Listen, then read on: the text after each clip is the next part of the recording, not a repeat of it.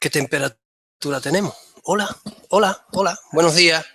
Buenos días. Hoy es 17 de marzo.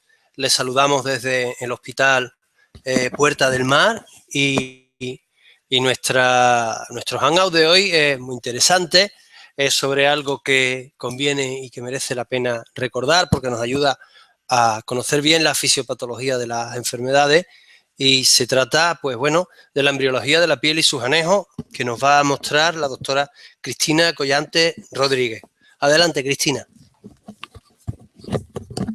Buenos días, muchas gracias, Mario, por tu presentación y comenzaremos recordando el proceso de embriogénesis para entender bien de dónde vienen las diferentes células que constituyen la piel. El proceso de embriogénesis se inicia con el inicio de la fertilización y se constituye en 3 etapas. La primera de ellas es la fase de segmentación, donde tiene lugar una división intensa celular durante la primera semana hasta la formación en el 7º día del blastocisto, que será cuando se implante en el útero materno. A continuación, en torno a la 3ª semana, tiene lugar la fase de gastrulación, donde se constituyen las 3 hojas embrionarias, que son el endodermo, el mesodermo y el ectodermo. Además, a partir del ectodermo se va a tener lugar la formación del neuroectodermo, de manera que las células migran hacia la cresta neural y se constituye el tubo neural. La siguiente fase del proceso de embriogénesis es la fase de organogénesis, donde se constituyen los órganos y además se inicia la hematopoiesis. Esto finaliza en torno a la 8ª semana, que digamos que da paso, se finaliza lo que es la fase de embriogénesis y da paso a la fase fetal. Bueno, una vez ya hemos conocido cómo se constituyen las diferentes hojas embrionarias, vamos a ver de dónde proceden las diferentes células de la piel. Del ectodermo van a derivar los queratinocitos, los melanocitos, las células de Merkel y las neuronas. Y del mesodermo, pues los fibroblastos, las células hematopoieticas y las células endoteliales. ¿Cómo se desarrolla la epidermis? Bueno, pues en una primera etapa, en torno a la 6ª semana, lo que ocurre es la migración de las células del ectodermo constituyendo la epidermis más primaria. En un primer lugar va a haber una única hilera de células basales. Y este proceso de migración de células del ectodermo hacia la epidermis se produce por la activación y la expresión de toda una serie de genes. De hecho, la mutación en estos genes se hace incompatible con la vida. En una segunda fase, lo que se va a constituir va a ser la formación del peridermo, en torno a la 7ª semana de edad de gestación aproximada. El peridermo, digamos que es esa capa que se forma en la superficie de las células basales y que parece ser que tiene una función a la hora de intercambio de sustancias.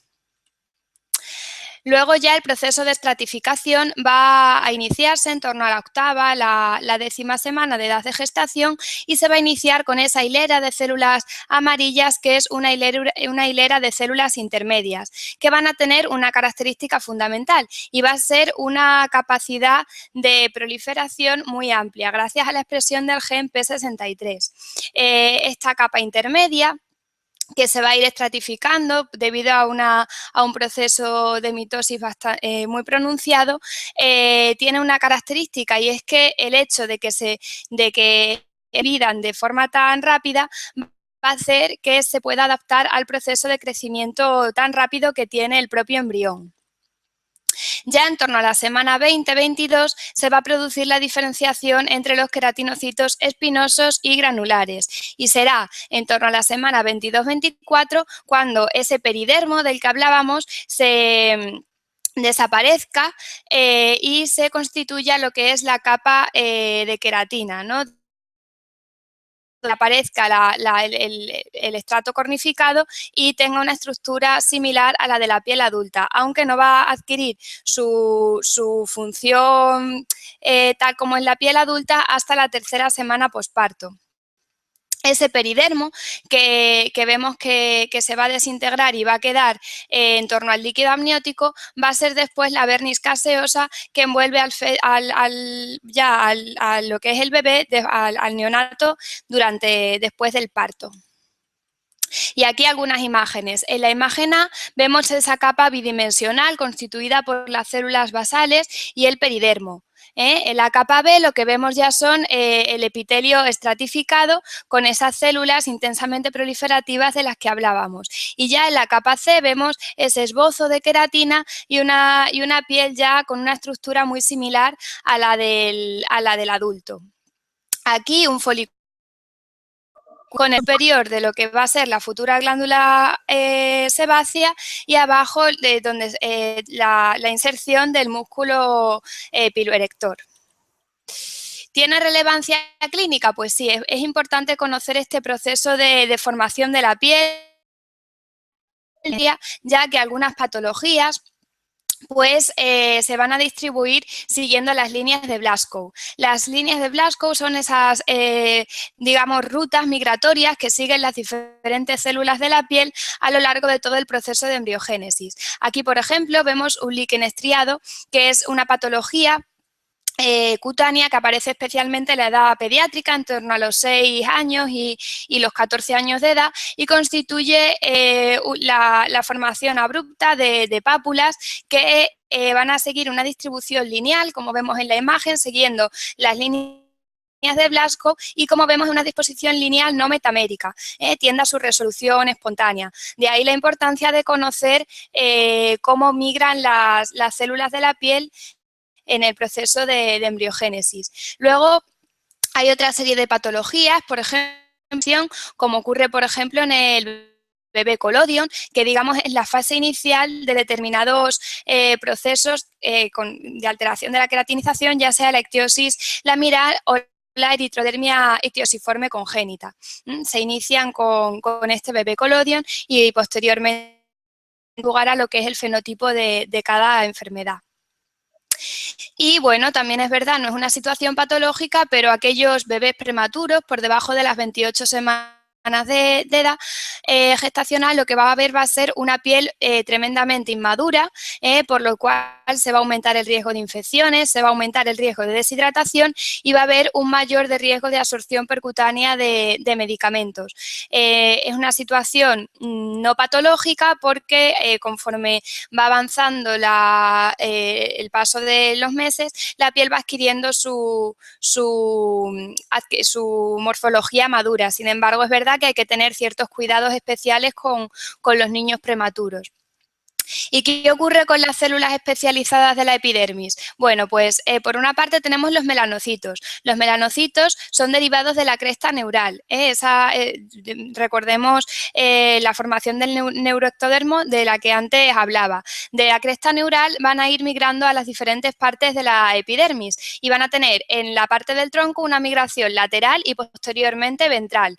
En la cara y en el cuero cabelludo va a haber una migración anterior y para los miembros inferiores y distales va a haber una migración distal. Los melanocitos van a estar presentes en la epidermis sin embargo, no van a ser funcionales hasta el segundo trimestre, cuando ya se produzca la formación de melanina y formación de melanosomas. Por otra parte, es de señalar que durante el proceso de embriogénesis va a haber melanocitos activados en la dermis, que después van a tener su migración a la epidermis o morirán en un proceso de apoptosis. Sin embargo, cuando esos melanocitos quedan depositados en la dermis, va a ser lo que clínicamente, cuando el niño nazca, veamos como nebus melanocíticos y nebus azules, cuya presentación fundamental es a nivel de la cabeza, el cuello, el área presacra y el dorso de las extremidades distales. Por su parte, las células de Langerhans también van a estar presentes desde el primer trimestre y van a aumentar su densidad hasta tener adulto durante el tercer trimestre. ¿Tiene su relevancia clínica esto? Pues sí, por ejemplo, el proceso de migración de los melanocitos es importante conocerlos para entender patologías como el pievaladismo.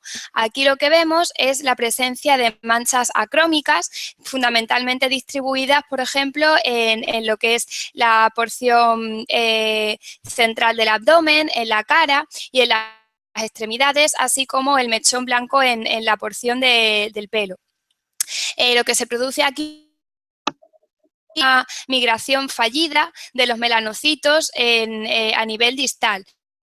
El proceso de migración de los melanocitos desde la cresta neural hasta las diferentes partes distales del cuerpo. Bueno, pues esta migración va a verse alterada y completamente acrómicas en esta distribución. Bueno, ¿qué ocurre con la dermis y la hipodermis? Si decíamos que la epidermis tiene un origen fundamentalmente ectodérmico, el origen de la dermis varía según el lugar del cuerpo. Así, por ejemplo, la cara y el cuello van a derivar, y el cuero cabelludo van a derivar de la cresta neural del ectodermo. En la espalda, por ejemplo, los mitos embrionarios. En torno a la sexta semana de edad gestacional, lo que vamos a ver en la dermis va a ser fibroblastos, que se van a ir diferenciando a las diferentes células posteriormente, y una proporción de colágeno tipo 3 y tipo 1 en un ratio 3:1. En torno a la 9ª semana de edad gestacional ya vemos que va a haber una diferenciación entre la dermis y el tejido musculoesquelético que haya subyacente. Y ya en torno a la 12ª y la 16 semana lo que vamos a ver va a ser una diferenciación entre la dermis papilar y reticular. Existen unas determinadas patologías congénitas, como por ejemplo el síndrome de Ehlers-Danlos, donde existen mutaciones en los fibroblastos y en las fibras elásticas, y de ahí la hiperlaxitud, la piel laxa, la fragilidad capilar y otras muchas patologías que se asocian a este síndrome. Y por otra parte, también relacionado con el proceso de embriogénesis de la dermis, el síndrome de Gold, también conocido como hipoplasia dérmica focal. Se trata de un síndrome de herencia dominante ligado al cromosoma X por una mutación en este gen, el gen PORN-CN.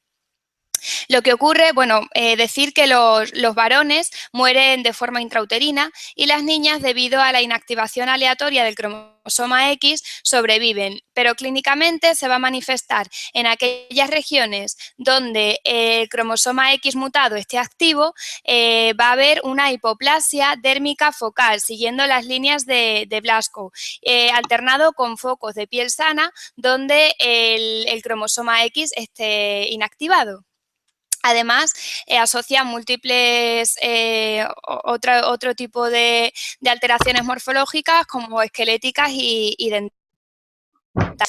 Y ya para acabar, recordar brevemente el desarrollo de los anejos cutáneos, donde va a ser fundamental que exista una interacción entre dermis y epidermis, lo cual lo vuelve un poquito más complejo. Aquí un mero recordatorio de la formación del folículo piloso, que es donde mejor se entiende esta interacción entre la dermis y la epidermis. En un primer momento lo que se va a formar va a ser una plácoda a nivel de la dermis, que después dará lugar a lo que es el futuro folículo piloso. Ya posteriormente un esbozo de la glándula sebácea, y en la parte inferior una porción donde se va a insertar el músculo piloerector, donde además aquí va a ser donde se sitúen las células madre. Finalmente el pelo adquiere su morfología con 7 capas concéntricas y bueno, pues comienza el proceso de catágen-anagen, que después se va a mantener durante el resto en la vida adulta, vaya. Y ya para acabar, recordar las displasias ectodérmicas, que son un grupo de trastornos heterogéneos que presentan defectos en un mínimo de 2 estructuras, ¿no? Ya pueden ser los pelos, las uñas, los dientes, y bueno, señalar 2 de ellos: la displasia ectodérmica hipohidrótica, por ser la más frecuente, y se produce por una mutación en el gen EDA que va a dar lugar a la proteína ectodisplasina. Y después también señalar el síndrome de queratitis ictiosis sordera, donde se va a producir un defecto en el epitelio corneal debido a una neovascularización y una opacificación de la córnea, una queratodermia palmoplantar, regiones de hiperkeratosis en la piel, así como una hipoacusia neurosensorial congénita e intolerancia al calor. Se produce por una mutación en el gen GJB2, que va a dar lugar a la proteína conexina 22. Encontramos en múltiples enfermedades dermatológicas mutaciones de las conexinas, que son estructuras que participan en el intercambio de iones e intervienen en lo que es mantener íntegra la homeostasis de la piel. Y bueno, con esto nos despedimos.